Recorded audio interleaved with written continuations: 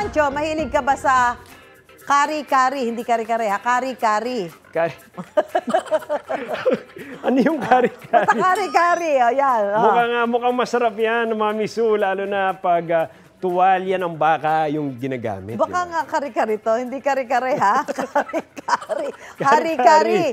Yan nga, ang isa sa pinagmamalaking pagkain ng mga taga Marinduque. Ang lasa niyan, dalawa sa paboritong ulam na pinagsama. Yan ang aking kwentong dapat alam mo.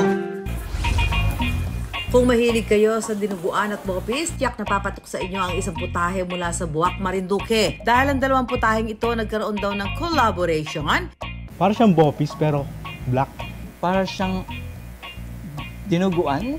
Yan ang ipinagmamalaki ng Marinduque, ang kari-kari.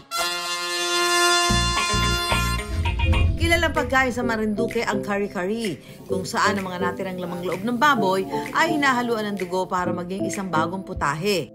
Sayang naman yung mga innards, yung mga lamang loob ng baboy kung hindi magagamit kasi pag naglilitsyon, inaalis lahat yan. So yung atay, ginagawang sauce ng lechon, pero yung mga ibang lamang loob katulad ng baga, puso, mga bituka, naisip ng mga taga Marinduque na kari-karihin siya o tadtarin at gawing isang putahe pa. Pangatlong henerasyon na raw ang pamilya ni Rosette Sota na nagluluto ng kari-kari. Maging ang kanyang anak ay tinuruan na rin niyang magluto nito. Mostly pag may mga taga-ibang lugar na dumadayo dito sa amin, palagi ang sinasabi, pag ino-offer namin yung kari-kari, sabi niya, bopis.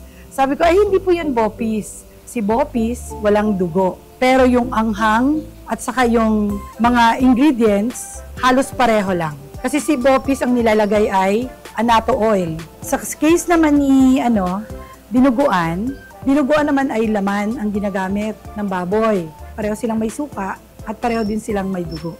Pero ang dinuguan hindi maanghang. Ang kari-kari talagang maanghang.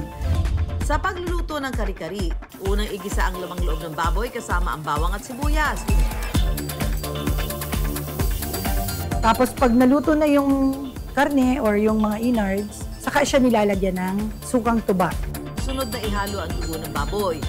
Dapat yung dugo talagang fresh on the day. Nilalagyan ng maraming tinadtad na sili. Pakuluan lang ng kalahating oras hanggang sa maluto ang dugo ng baboy.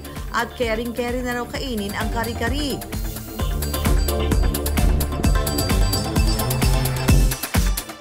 Sa halagang 100 pesos hanggang 295 pesos, pwede na raw matikman ang kari-kari ng Marinduque. Nakakaubos daw sila Rosette ng 5 hanggang 10 kilo ng kari-kari kada araw.